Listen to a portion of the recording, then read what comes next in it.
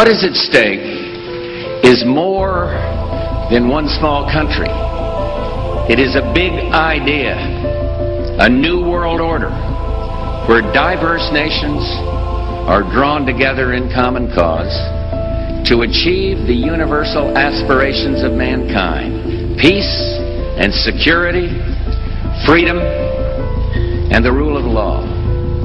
Such is a world worthy of our struggle and worthy of our children's future.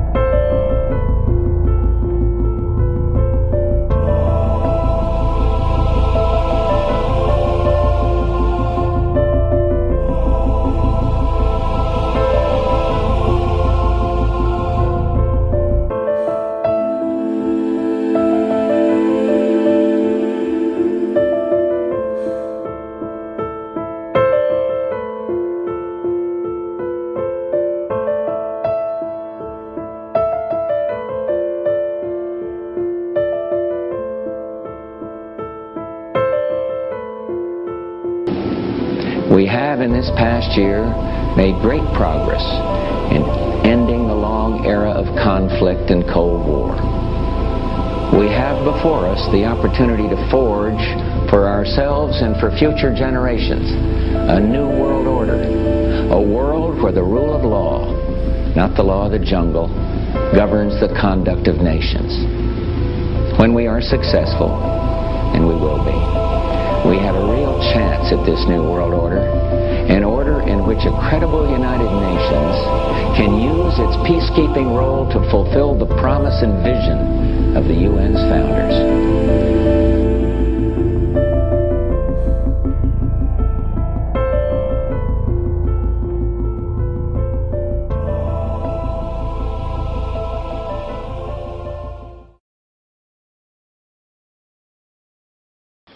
Welcome. My name is Dawid Yaakov Maccabeus. I am a host on Blog Talk Radio. I am also co-founder of Whoanet.org, and Whoanet stands for Hebrews Wake Up. Hebrews Wake Up Network. Okay. I don't want to waste too much time with my introductions. If you want to know more about me, please visit Whoanet.org, and I have, you can learn all about me, and also go to Blog Talk Radio and look for a broadcast called Signs and Wonders. Okay? Now, the reason why I'm doing this broadcast, actually not broadcast, the reason why I'm doing this video is because this is part 2 of a video I did a year ago called Numbers Don't Lie. This one is called Timeline of the Occult and the Great Cycle.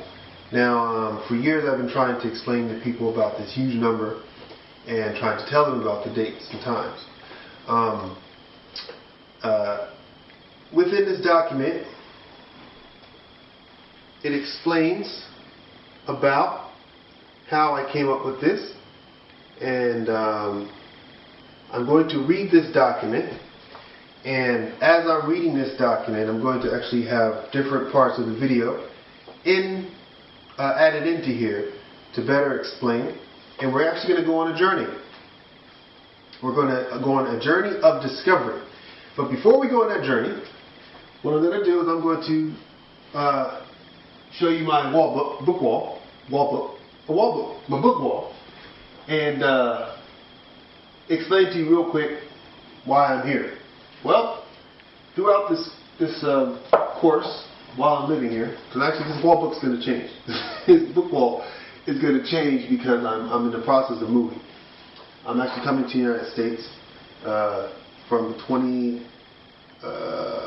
27th of November until around mid-January, and hopefully I can meet some of you while I'm there. But the book wall, I just want to show you that I have different books. This is the Quran. So a lot of y'all know that, I ain't speaking against the Quran without reading in the Quran. And I also have the Septuagint. This is the Septuagint, which is the first Bible before the 1611. And I got that 1611 right here. Okay, and this has a different wording in it. Y'all can see that.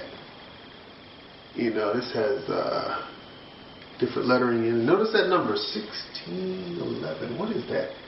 What is 1611? Okay, and the Holy Bible, King James Version. King James, yeah. And we have some, we have the dictionary, okay?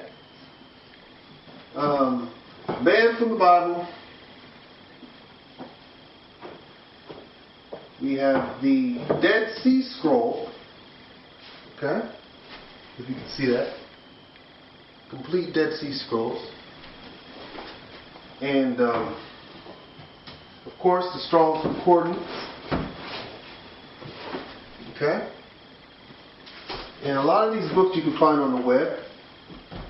But I want to show you all of these books to let you know that you're in good hands, okay? I do a lot of research. And, of course, I have my black section. I got my black books. I got my, but of course, Tony Brown. This is like one of the first books that woke me up. And Power to People. This is a really good one.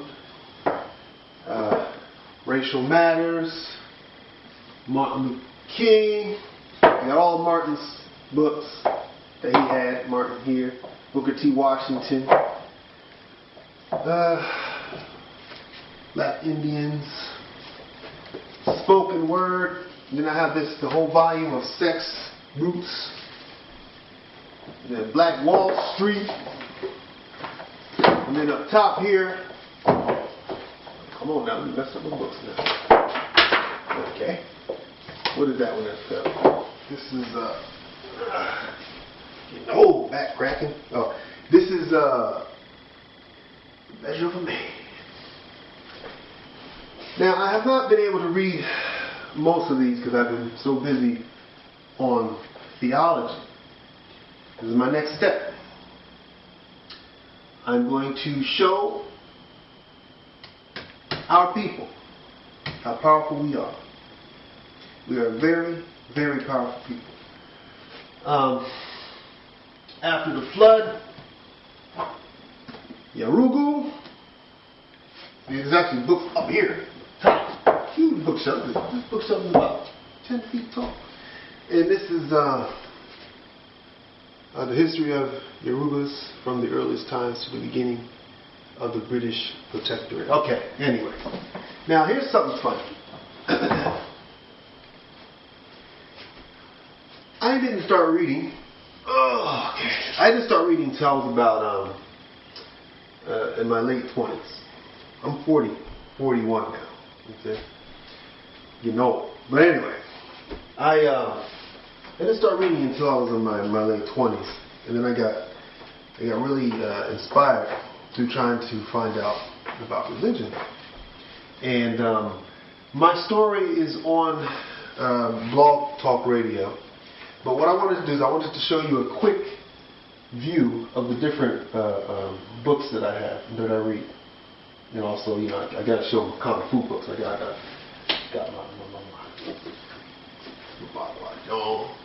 don't talk about, yeah. Hold on now, hold on. Wait. See if I can show y'all an oldie but goodie. Where my Bruce Lee at? I can't find my Bruce Lee. Ah, there we go.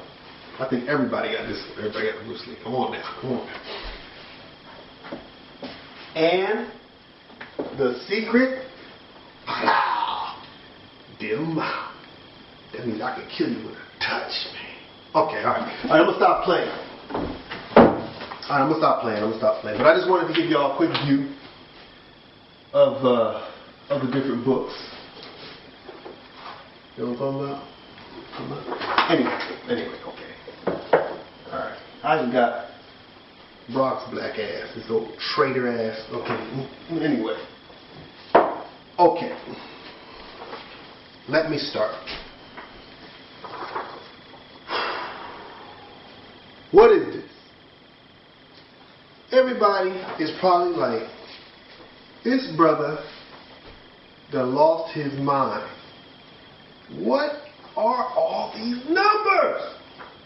So what I'm going to do is I'm going to explain to y'all what these numbers are. So I'm going to read the script with you. It's not really a script, but I'm going to read the document with you.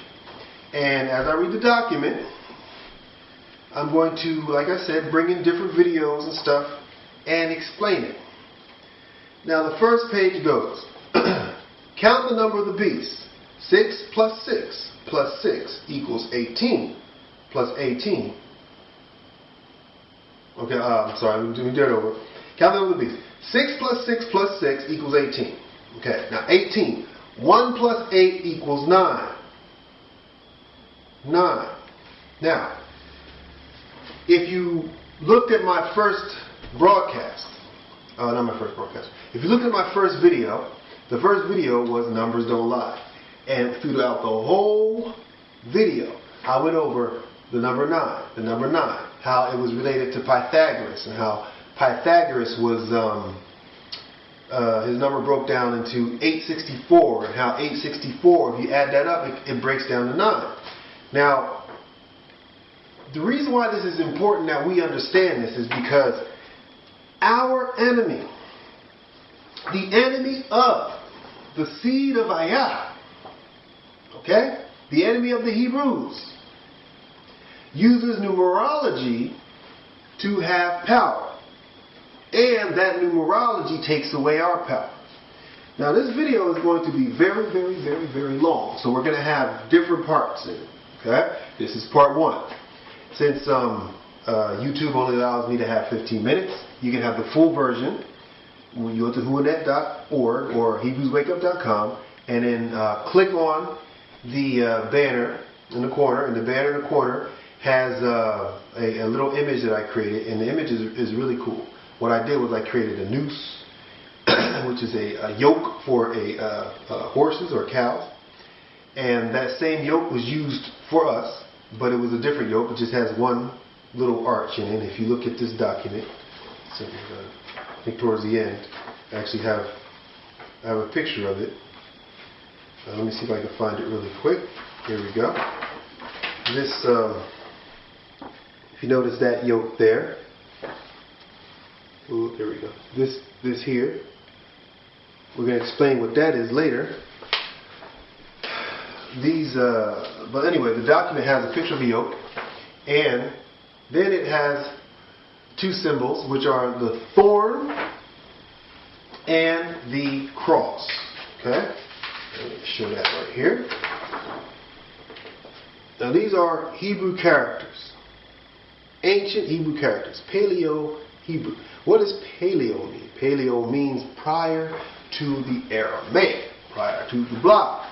It means the original. It means that when people were communicating back in the day, they would communicate with symbols. And you can say a symbol, and the symbol will say everything. You know what I'm saying? X. Boom. You look at the X, and you're like, oh man, this is dangerous. Or, you know, a symbol like water. And you would have the whole understanding of water, because at this time, people were a lot more intelligent than they were now. You can, like, I can tell my kids, I can give my kids a look. They know what I'm talking about. I ain't got to say nothing, boy. And they do it. So, if we had a community of people, we would, you know, a symbol would be like, oh, damn, just like the name Mizraim, or Egypt, bondage. Okay? All this has a meaning.